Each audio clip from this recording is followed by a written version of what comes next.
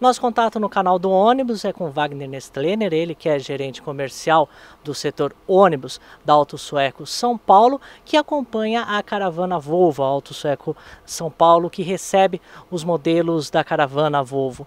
Sr. Wagner, qual a importância do ponto de vista comercial de uma ação dessa da montadora? Olha, a importância é muito grande porque você consegue trazer ao empresário aquilo que ele espera encontrar no veículo. Ou seja, ele vai ver uma aplicação prática do veículo, seja no segmento de urbano, seja no segmento de rodoviário. Ele consegue entender o que as novas tecnologias vão influenciar quando ele encomendar um veículo completo. Então é muito importante ele ter essa visão. E nós estarmos perto também, trazendo essa tecnologia para ele, para explicar aonde muda e como isso vai interferir no dia a dia dele, não tem preço, é fundamental. O senhor falou de novas tecnologias, estamos agora com uma nova legislação ambiental de restrição de emissão de poluentes, baseadas nas normas Euro 5, a fase 7 do Proconv, né? Sr. Wagner, qual foi no início ou ainda é a principal ou as principais dúvidas e receios dos empresários em relação a essas mudanças de tecnologia? A principal dúvida, que aliás foi a que inclusive fez com que suspendêssemos o Euro 4, foi sempre o abastecimento. Ainda existe uma preocupação quanto a isso, apesar da Petrobras se colocar disponível com o S50 de fornecimento, é uma coisa que ainda assusta o empresário. De que maneira que ele vai conseguir abastecer os carros, porque a tecnologia ela exige um diesel mais limpo. E também a composição com Arla, porque o foco do Euro 5 é o particulado. Então, para que você tenha essa reação, você tem que ter uma mistura química que é através de um procedimento de uma mistura de ureia. Então, essas duas variantes criaram uma confusão aí no mercado. Primeiro, o S50, a Petrobras ia ter? Essa era a primeira pergunta. Se ela fosse ter, a quanto? Para o veículo urbano, que tem uma vida localizada, não é tão problemático, mas aquele pessoal do rodoviário, do fretamento, que tem uma viagem que vai atravessar o país, por exemplo, como agora, nessa época de jogos, o pessoal aluga os ônibus para ir ver jogo lá na Argentina, em qualquer lugar assim. Ele não tem certeza se ele vai encontrar o diesel. E com a tecnologia nova, se ele não tiver o diesel, o ônibus para. Então isso é um problema sério para ele. Então isso criou uma dificuldade, de tanto que houve uma compra excessiva no final do ano passado para que eles pudessem prorrogar ao máximo a entrada dentro dessa nova tecnologia. O senhor acredita que, como revendedor, como quem está no dia a dia no mercado, é claro que uma resposta dessa, mas os distribuidores deveriam dar, mas o senhor acredita numa redução do preço do Arla 32? Porque muitos empresários estavam reclamando justamente disso. O litro do Arla está quase igual ao litro do diesel e o processamento do Arla é bem mais simples, né? Na verdade, tudo que é começo, ele é medido, né? Ninguém tinha experiência nisso, para nós é uma novidade. Então foi feito o lançamento do produto, colocou-se o produto a um preço que hoje já baixou bastante, porque ele foi lançado ao dobro do preço do diesel quase quando foi lançado. Então hoje ele já está chegando ao preço do diesel, ele deve ficar próximo do preço do diesel, não muito diferente disso. Por quê? Porque o consumo dele é muito menor do que o do diesel, é um tanque de Arla para cada 3 tanques de diesel, então você tem uma composição menor.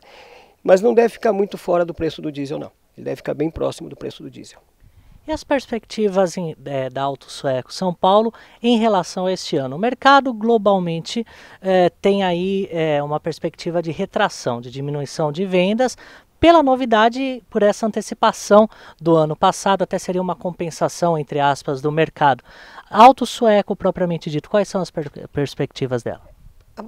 Não só a Auto Sueco, mas a Volvo como um todo, até por uma ação bem forte que ela está tendo de estratégia, ela vem crescendo no mercado. Então nós tínhamos aí uma participação pequena no mercado e já crescemos bastante.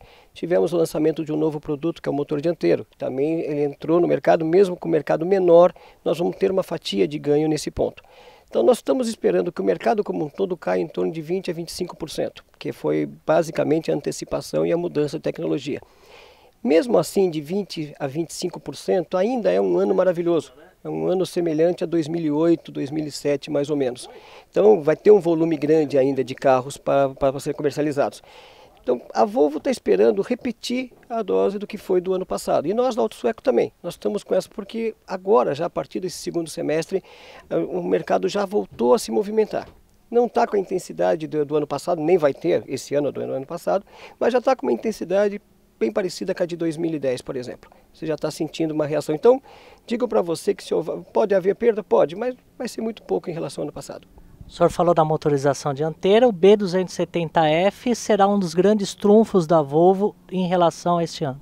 Sim, como ele é um lançamento, qualquer fatia de mercado que a gente consiga conquistar já é um crescimento, porque ele foi lançado ao ano passado, ou seja, ele está entrando no mercado. Então eu não vou ter problemas de restrição de diminuição de mercado desse modelo, porque ele realmente é um modelo muito bom, tem vários diferenciais em relação à concorrência, permitindo aí várias formas de encarroçamento, então ele tem uma perspectiva muito boa no mercado.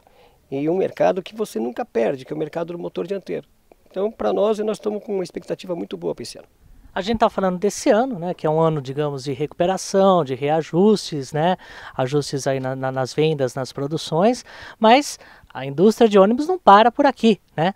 Tem outros fatores, 2013, 2014, que podem aí desenhar cenários diferentes desse ano, né? Ah, não. Isso que você está falando, não só os eventos esportivos que estão programados, mas também essa busca incessante por novas tecnologias. Então, nessa mesma apresentação da caravana, nós já estamos trazendo o veículo híbrido, que nós já fechamos, nós temos um pacote para São Paulo de 50 unidades, onde as 10 primeiras já estão vendidas para o Grupo Metropolitana, e que já vão ser entregues ainda esse ano, ou seja, da versão do híbrido. Nós temos o segmento de turismo e rodoviário que estão passando aí por uma expectativa de uma licitação que também tem grandes investimentos para fazer, inclusive com as mudanças de norma da Artesp e da NTP. Temos a licitação de São Paulo, que ninguém ainda sabe direitinho como é que vai ser o ano que vem, mas ela vence em 2013. Então você tem muitas expectativas. Na verdade, o Brasil ele ainda não teve, mesmo com 35 mil unidades por ano, ele ainda não chegou num aumento de frota real. Ele ainda está numa renovação de frota, porque a frota circulante brasileira é em torno de 400 mil ônibus. E além disso, não afeta tanto a Volvo, mas o mercado do escolar também, que os incentivos que o governo está vendo. Então, o mercado de ônibus como um todo, ele continua nessa maré dele e ele tende sempre a ter uma melhora, porque existe uma defasagem muito grande. Agora o senhor falou uma informação importante para todo o mercado, o elétrico híbrido já não vai ser mais exclusividade de Curitiba, então? Não, o elétrico híbrido não é mais uma exclusividade de Curitiba. Chorem os paranaenses, mas São Paulo já está com a sua frota começando e vai crescer bastante, porque ele é uma opção muito certa para o mercado.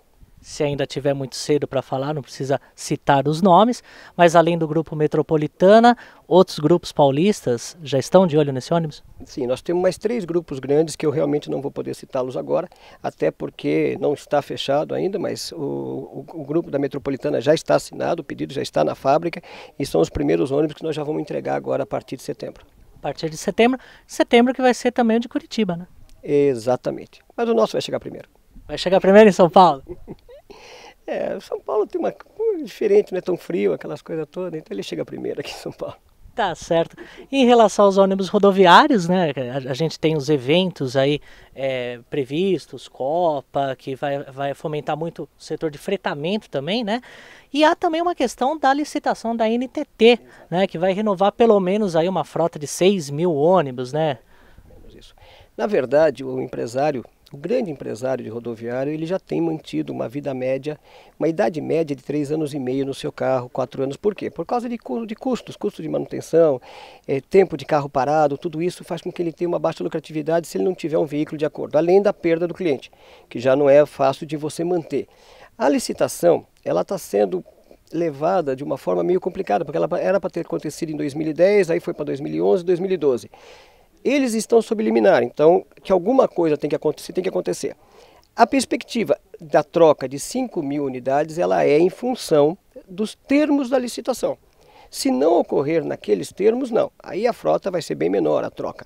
Hoje nós diríamos que tem uma defasagem aí de mercado de 2.000, 2.500 carros que teriam que ser adequados ou trocados de imediato. Mas dependendo da forma como a NTT soltar essa licitação, as exigências que ela vai dar de padronização de veículo, aí ela incorre nesse número, que acontece, claro, sempre ao longo de um ano depois de uma determinação desse tipo. Mas daí vai ter. Mas independente disso, tá? O mercado ele funciona.